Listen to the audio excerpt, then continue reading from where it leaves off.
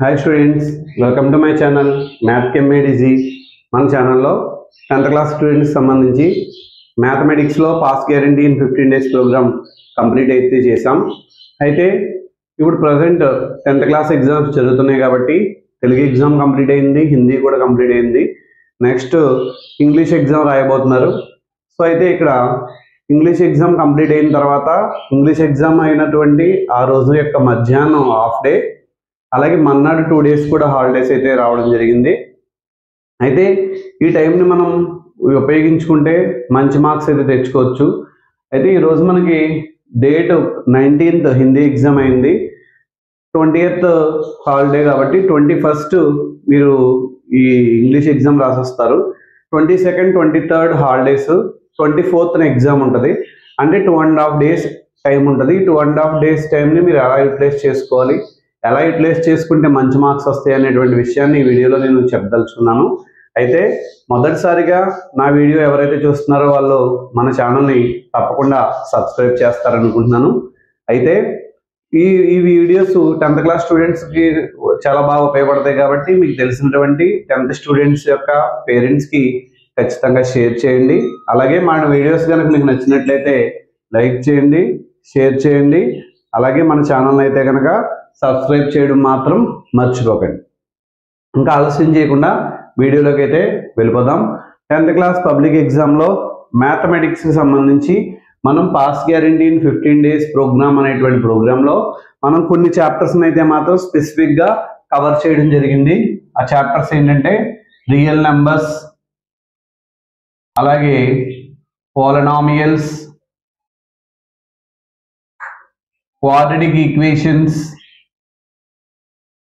linear equation in 2 variables,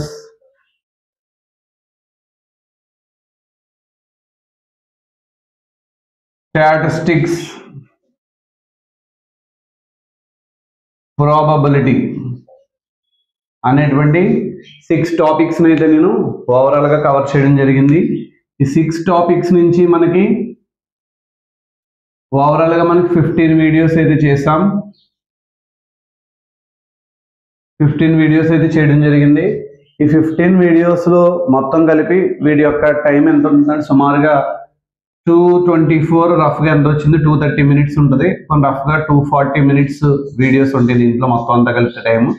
divided by 60 చేస్తే కనుక 4 hours. నేను చెప్పింది ఓన్లీ 4 hours సంబంధించినటువంటి వీడియోస్ అనమాట.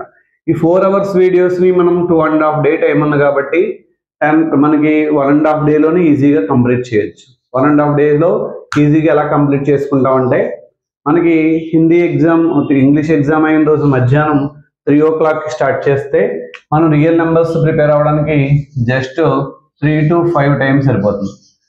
నెక్స్ట్ అలాగే పాలినామియల్స్ ప్రిపరేషన్కి 5 to 8, లీనియర్ ఈక్వేషన్ ఇన్ 2 variablesకి 8 to 10. సో 3 chapters అదే రోజు కంప్లీట్ చేయొచ్చు. సో మన్నాడు మార్నింగ్ 5 o'clock లేచినా కానీ 5 to 8 మధ్యలో క్వాడ్రాటిక్ ఈక్వేషన్స్ అయితే మనం కంప్లీట్ చేయొచ్చు. స్టాటిస్టిక్స్ ఒక 1 hour బ్రేక్ తీసుకుంటే స్టాటిస్టిక్స్ 9 to 11 మధ్యలో కంప్లీట్ చేయొచ్చు. ప్రాబబిలిటీ 11 to 12 మనకి బ్రేక్ తీసుకోకపోయినా కానీ 11 to 12, 12 to 1 బ్రేక్ తీసుకుంటే 1 to 2 or 2:30 or 3. So 3 o'clock కల్లా కంప్లీట్ చేసేయచ్చు. అంటే మనం ఇంకా మనకి 3 o'clock కల్లా కంప్లీట్ చేసేస్తే ఇంకా సుమారుగా 1.5 day అయితే మిగిలే ఉంటుంది. సో కాబట్టి మొత్తం ఈ వీడియోస్ అన్నీ కలిపి ఇలా ప్రిపేర్ అవ్వడానికి మీకు నాకు తెలిసినంత వరకు ఎక్కువ టైం అయితే పట్టదు. 1.5 dayలో కంప్లీట్ చేయొచ్చు. సో అక్కడ మనకు ఉన్న టైం ఏంటంటే 2.5 days టైం ఉంది కాబట్టి ఈ 2.5 days టైం ఏదైతే ఉందో దాంట్లో 1.5 day మనం చెప్పినటువంటి వీడియోస్ ప్రిపేర్ అయ్యి నెక్స్ట్ 1 day ఇంకా అదర్గా ఇంకా అడిషనల్గా ఏమన్నా ప్రిపేర్ అవ్వగలిగితే యూటీఎఫ్ పేపర్స్ కానీ, pre final model paper or grand test పెట్టినటువంటి పేపర్ కానీ అవి ఎక్స్ట్రాగా మనం ప్రిపేర్ అయినట్లయితే ఇంకా మరిన్ని మంచి మార్క్స్ అయితే తెచ్చుకోవచ్చు. నా ఉద్దేశ ప్రకారం అయితే మన వీడియోస్ నుంచి స్టాటిస్టిక్స్ నుంచి సుమారుగా ఒక 1 marks క్వశ్చన్, ఒక 4 marks, ఒక 8 marks, మొత్తం ఓవరాల్గా 13 marks అయితే ఎగ్జామ్లో రావడానికి అయితే ఛాన్స్ అయితే ఉంది. ప్రాబబిలిటీ నుంచి అయితే ఒక 2 marks, ఒక 1 మార్కు, ఒక 8 మార్కు, ఓవరాల్గా నియర్లీ 11 మార్క్స్ రావడానికి ఛాన్స్ అయితే ఉంది. లీనియర్ ఈక్వేషన్ ఇన్ 2 వేరియబుల్స్లో అయితే ఒక 2 మార్క్స్, ఒక 1 మార్కు, ఒక 8 మార్కు, అట్లీస్ట్ 11 మార్క్స్ అయినా రావడానికి ఛాన్స్ ఉంది. క్వాడ్రాటిక్ ఈక్వేషన్లో అయితే కనుక 8 మార్క్స్ క్వశ్చన్ వచ్చినా రాకపోయినా ఒక 4, ఒక 2, ఒక 1 కన్ఫామ్గా అయితే వస్తుంది. మొత్తం మీద 4 + 2 6, 6 + 1 అంటే 7 మార్క్స్ రావడానికి అయితే ఛాన్స్ ఉంది. పాలినామియల్స్ నుంచి అయితే కనుక డెఫినెట్గా మనకి ఇందులో ఒక 4 మార్క్స్ క్వశ్చన్, ఒక 2 మార్క్స్ క్వశ్చన్, ఒక 1 మార్క్ క్వశ్చన్ అయితే రావడానికి ఛాన్స్ ఉంది. మోస్ట్ ప్రాబుల్గా 8 మార్క్స్ ఇవ్వడానికి ఛాన్స్ అయితే ఈ రెండింటిలో ఏదో ఒక చాప్టర్ నుంచి అయితే 8 మార్క్స్ ఇస్తారు. మరి ఇక్కడ 8 మార్క్స్ ఇచ్చారనుకున్నా ఒక 8, ఒక 2, ఒక 1 ఇస్తే ఇక్కడ 11 అవుతుంది. ఇక్కడ ఒక 1, ఒక 2, మ్యాక్సిమం ఒక 4, 7 మార్క్స్ రావచ్చు. రియల్ నెంబర్స్ నుంచి డెఫినెట్గా ఒక 8 మార్క్స్ అయితే కంపల్సరీ ఉంటుంది. ఒక 2 మార్క్స్, ఒక 1 మార్క్ ఉండడానికి అయితే ఛాన్స్ ఉంది. మొత్తం ఓవరాల్గా మనకి ఎన్ని మార్క్స్ వచ్చింది చూడండి. 4 11 = 44, 44 ప్లస్ ఇక్కడ 7 + 3 ఎంతండి 20, 44 + 20 నియర్లీ 20 మార్క్స్. అట్లీస్ట్ ఇక్కడ 20 + 44 64 మార్క్స్, అరౌండ్ 64 మార్క్స్ రావడానికి అయితే మన వీడియోస్ నుంచి అవకాశం అయితే ఉంది. సో సుమారుగా ఇంకా కొంచెం బెటర్గా ప్రిపేర్ అయితే 17 ఈజీగా మనం టచ్ చేయొచ్చు.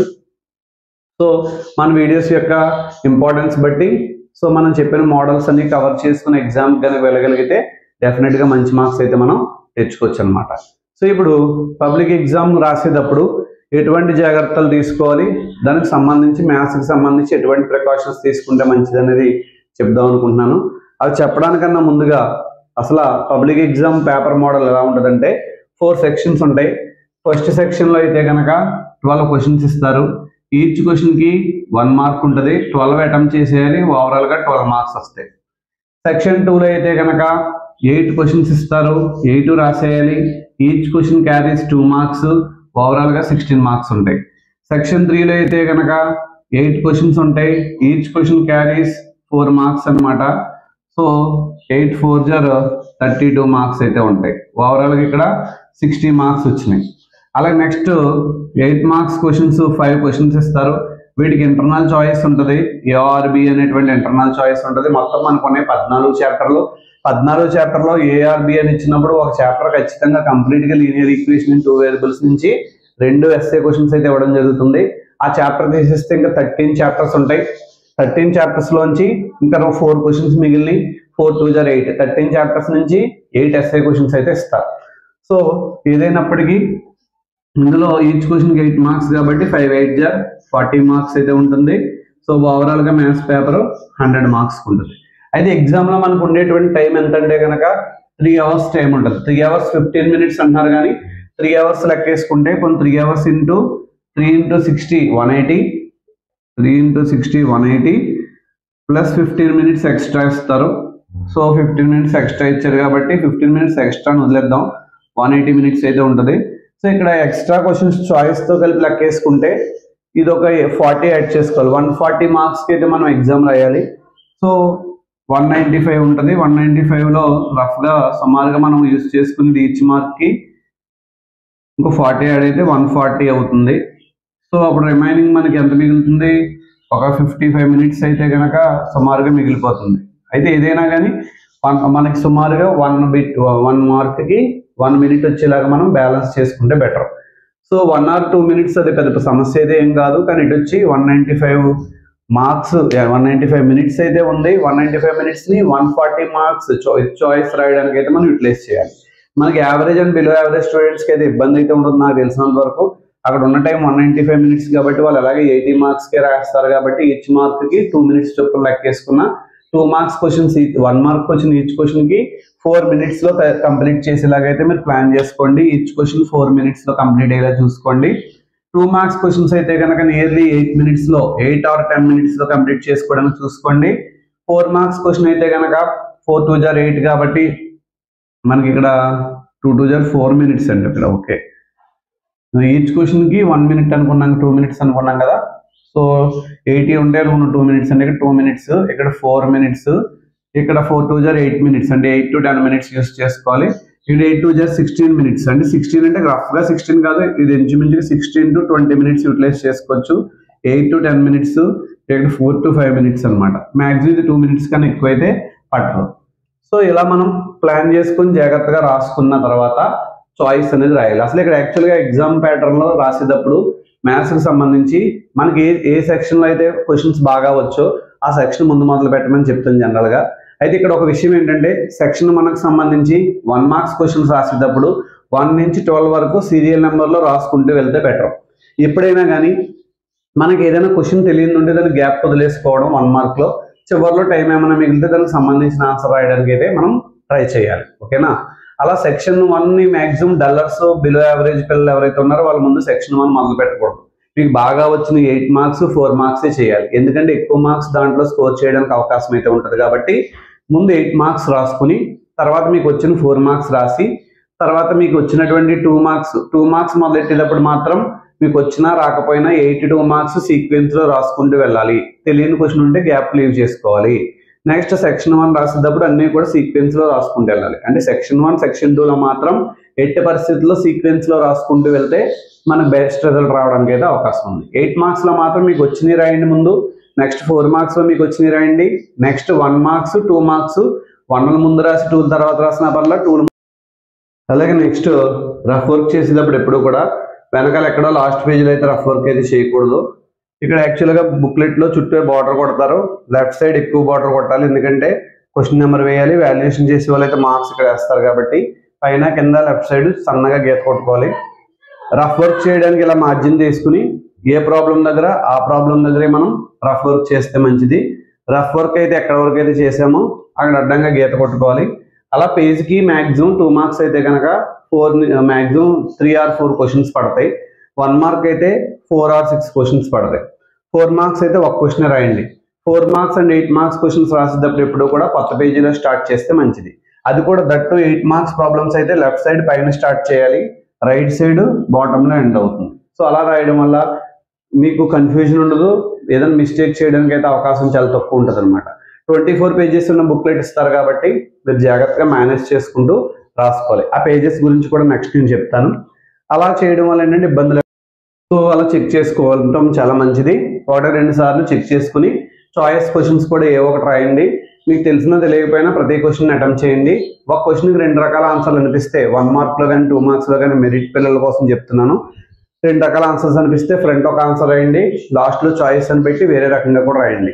ఎందుకంటే ఒక్కొక్కసారి ఓవర్లుక్లో మనం మిస్టేక్ చేయడానికి అవకాశం ఉంది. ఆప్షన్స్ తీసుకున్నాం అనుకోండి, 4th క్వశ్చన్కి ఏ option correct C option correct అనిపించింది, ఫ్రంట్ రాసేటప్పుడు 4th క్వశ్చన్కి ఏ ఆప్షన్ అని రాస్తారు, లాస్ట్లో చాయిస్ అని పెట్టి 4th క్వశ్చన్కి సి ఆప్షన్ రాస్తారు. ఎక్కడో ఒక చోట కరెక్ట్ అయితే అవడానికి అవకాశం ఉంది.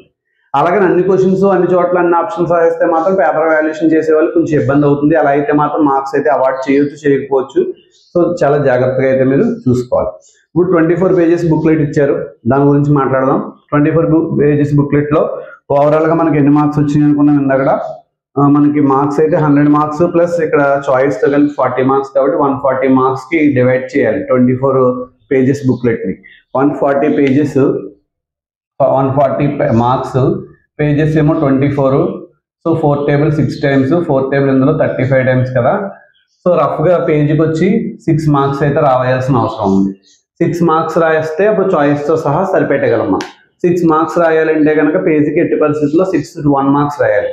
2 marks రాయాల్సి వస్తే మినిమం 2 marks రాయాలి. మ్యాక్సిమం 4 కూడా రాయొచ్చు, ఇబ్బంది లేదు. మినిమం 3 రాయాలి. అదే 4 marks క్వశ్చన్ అయితే ఒక క్వశ్చన్ వరకు రాయొచ్చు, ఇబ్బంది లేదు. 8 marks క్వశ్చన్ అయితే కనుక 2 pagesలో రాయొచ్చు. కానీ చాయిస్ రాద్దాం అనుకున్న వాళ్ళు మాత్రం 8 marks 1.5 pageలోనే సరిపెట్టారు. ఓకేనా? సో చాయిస్ మా వల్ల అవదనుకున్న వాళ్ళు 8 marksని 2 pagesలో వచ్చేలా రాయొచ్చు. ఏదైనా ఒకసారి మీరు మేనేజ్ చేసుకుని జాగ్రత్తగా రాసుకుని చాయిస్ రాసేటప్పుడు దగ్గరగా రాయొచ్చు, ఇబ్బంది ఏం లేదు. ఎందుకంటే నార్మల్గా 100 marksకి నువ్వు అటెంప్ట్ చేసేసినప్పుడు 100 marksకి అటెంప్ట్ చేసినప్పుడు లిబరల్గా రాసిన చివరికి నువ్వు ఎన్ని చాయిస్ రాయాలి, ఎన్ని పేజెస్ మిగిలిన ఒకసారి చూసుకుని దాన్ని తగ్గట్టుగా మేనేజ్ చేసుకుని చాయిస్ రాసేటప్పుడు కొంచెం దగ్గరగా రాసిన ఇబ్బంది అయితే ఏమీ లేదన్నమాట. ఓకేనా? మన వీడియోస్ మీకు చాలా బాగా ఉపయోగపడతాయి అనుకుంటున్నాను. ఇలాగ 10th class ఎగ్జామ్స్ మంచిగా రాసి మ్యాథ్స్ ఎగ్జామ్ అయిపోయిన తర్వాత క్వశ్చన్ పేపర్ రివ్యూ కూడా ఒక వీడియో అయితే నేను చేద్దాం అనుకుంటున్నాను. అయితే నెక్స్ట్ ఇంటర్మీడియట్లో కూడా మీకు ఇంటర్మీడియట్ టెక్స్ట్ బుక్ మారుతుంది కాబట్టి మ్యాథ్స్కి సంబంధించిన వీడియోస్ అన్నీ కూడా మన ఛానల్లో ప్రసారం అవుతాయి కొత్త టెక్స్ట్ బుక్కి సంబంధించి. సో మీ సపోర్ట్ ఎలాగే ఉంటుందని నేను కోరుకుంటున్నాను. సో మన ఛానల్ని లైక్ చేయండి, షేర్ చేయండి, అలాగే కమెంట్ చేయండి, సబ్స్క్రైబ్ చేయడం మాత్రం మర్చిపోకండి. All the best for your exams. Thank you.